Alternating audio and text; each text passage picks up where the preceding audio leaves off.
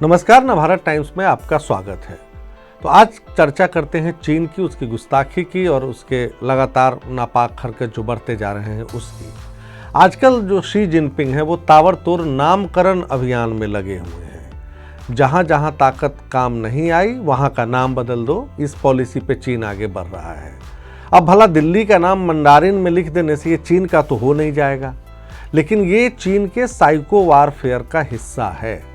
15 जून 2020 के दिन गलवान में ताकत के बल पर हमारी जमीन में घुसने की कोशिश का क्या हुआ ये चीन जानता है, लेकिन पीपुल्स लिबरेशन आर्मी आदत से बाज आती नहीं।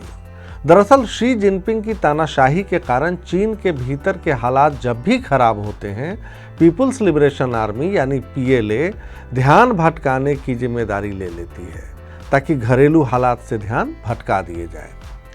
इसीलिए उत्तरी सेक्टर में गलवान से नहीं सीखे तो 9 दिसंबर 2022 के दिन आपको याद होगा, सर्द दिन था। ईस्टर्न सेक्टर में एक बार फिर चीन ने हिमाकत की थी, लेकिन अरुणाचल के तवांग में फिर से मुंह की खानी पड़ी।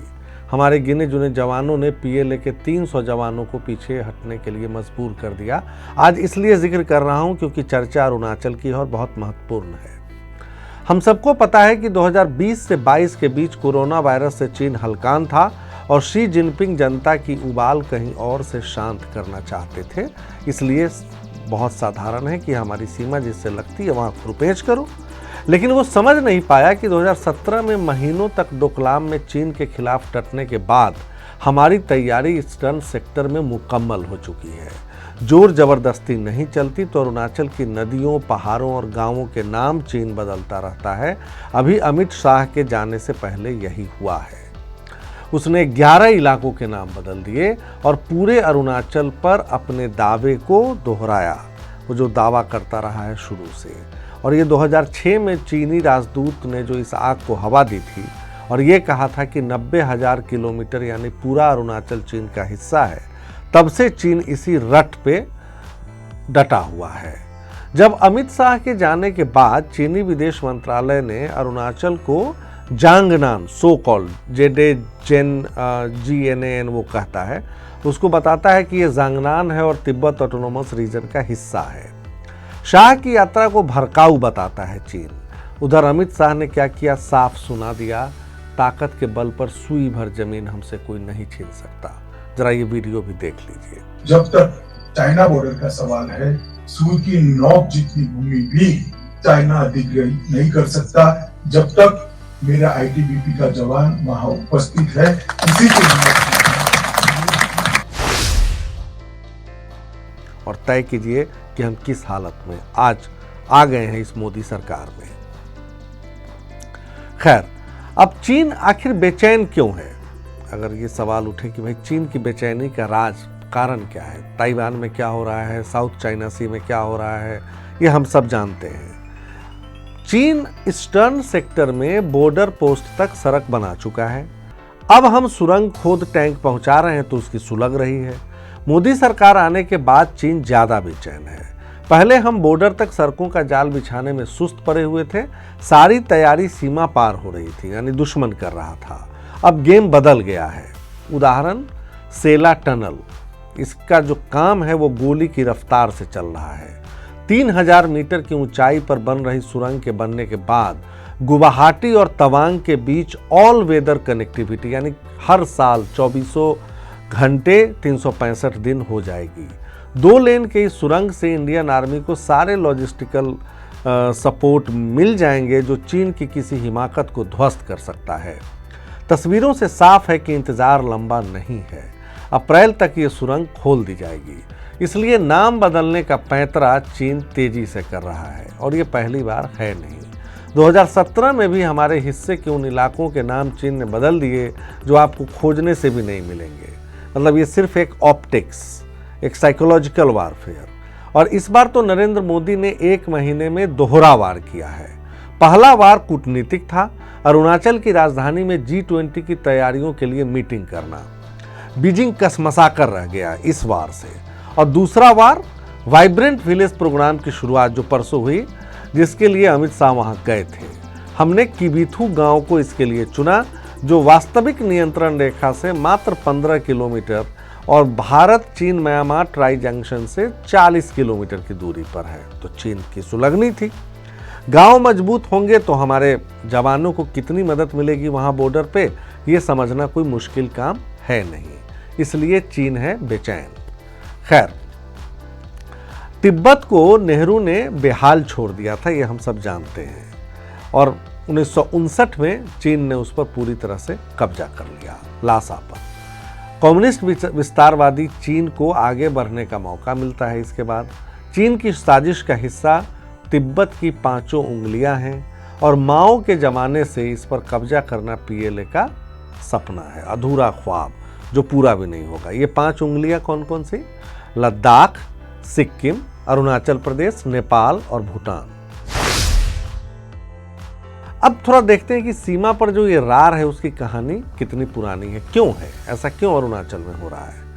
तो जब कम्युनिस्टों ने चीन की सत्ता पर नियंत्रण किया तभी उसने अंतर्राष्ट्रीय करारों को एक तरफा होने के नाम पर तोड़ दिया। चीन के साथ हमारी सीमा का निर्धारण सही तरीके से कभी हुआ ही नहीं था। 1960 में चीन की कम्युनिस्ट पार्टी के पोलित ब्यूरो ने इसके लिए बातचीत की पहल की। इसी साल झाओ एनलाई जो चीन के प्रीमियर थे, प्राइम मिनिस्टर, और हमारे प्राइम मिनिस्टर नेहरू, उनके बीच संपर्क बनता है। 1960 में बातचीत शुरू होती है, लेकिन 1962 में चीन ने पंचशील को तार तार करते हुए हमारी पीठ में खंजर भोंक दिया। वास्तविक नियंत्रण रेखा वो लाइन है जहां तक दोनों देशों की आर्मी का नियंत्रण है। 3488 किलोमीटर लंबी सीमा 3 सेक्टरों में बटी है, ईस्टर्न सेक्टर, मिडिल सेक्टर और वेस्टर्न सेक्टर। वेस्टर्न में आपका लद्दाख है। चीन लेकिन कहता है कि हमारी सीमा जो है वो मात्र 2000 किलोमीटर है, मतलब घालमेल चीन की तरफ से चलता रहा है। पूर्वी सेक्टर का अलाइनमेंट मैकमोहन लाइन के साथ है। ये कौन थे भाई? तो इसका इतिहास ये रहा कि 1914 में ग्रेट ब्रिटेन, चीन और तिब्बत के बीच शिमला समझौता हुआ था। 890 किलोमीटर बॉर्डर को ब्रिटिश इंडिया और तिब्बत के बीच बांटने का काम उस समय के फॉरेन सेक्रेटरी हेनरी मैकमोहन ने किया। उसमें तवांग को ब्रिटिश इंडिया में माना गया, लेकिन चीन ने इसे गलत बताया और आज तक उसके गले के नीचे ये बात हजम नहीं हुई है और वो बार बार अरुणाचल और तवांग को अपना बताता है। खैर, अब आगे क्या होता है? जाने माने नौकरशाह जो है श्याम सरन, वो अपनी किताब है उनकी how India sees the world, उसमें वो लिखते हैं कि जब चीन के पीएम ली पेंग 1991 में दिल्ली आए तो वास्तविक नियंत्रण रेखा पर बात हुई। फिर नरसिंह राव 2 साल बाद 1993 में बीजिंग गए। वहाँ तब सीमा पर शांति के लिए एक ऐतिहासिक समझौता भी हुआ कि ट्रैंक्विलिटी बरकरार रहे। लेकिन 1962 में जो चीन के हमले के बाद हालात बदल गए थे, उससे जो LAC को लेकर दांव पेच था वो सुलझा नहीं। LAC की कौन सी थ्योरी को मानी जाए, इस पर कोई सहमति बनी ही नहीं। बस LAC शब्द का इस्तेमाल होता रहा, आज भी होता है, लेकिन चीन उस LAC को भी उसकी सैंक्टिटी को मानता नहीं है, गुस्ताखी करता रहता है। अब चीन का दावा देखिए। चीन का नक्शा अरुणाचल को दक्षिण तिब्बत का हिस्सा बताता रहा है। इसी दावे के सहारे चीन ने 2017 में 6 स्थानों के नाम बदल दिए, 2021 में फिर 15 जगहों के नाम बदल डाले और अभी कुछ दिन पहले जैसा हमने बताया 11 नाम फिर बदल दिए। हमने आधिकारिक तौर पर चीन के इस नामकरण संस्कार को वाहियात हरकत करार दिया है। अरुणाचल हमारी मातृभूमि, हमारे देश का एक अभिन्न हिस्सा है और हमेशा रहेगा। दरअसल चीन की नज़र तवांग पर है, जो उसको खलता है कि किसी भी युद्ध के हालात में भारत के काम आ सकता है और भारत का हिस्सा है तो आएगा।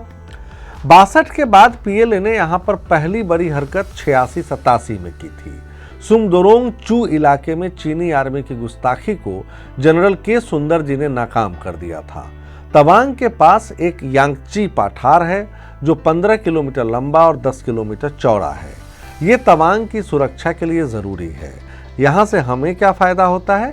हमारी आर्मी चीन के आर्मी पोजीशन पर हावी रहती है, तो उसको लगातार अपने नज़रों के सामने वो देखती है।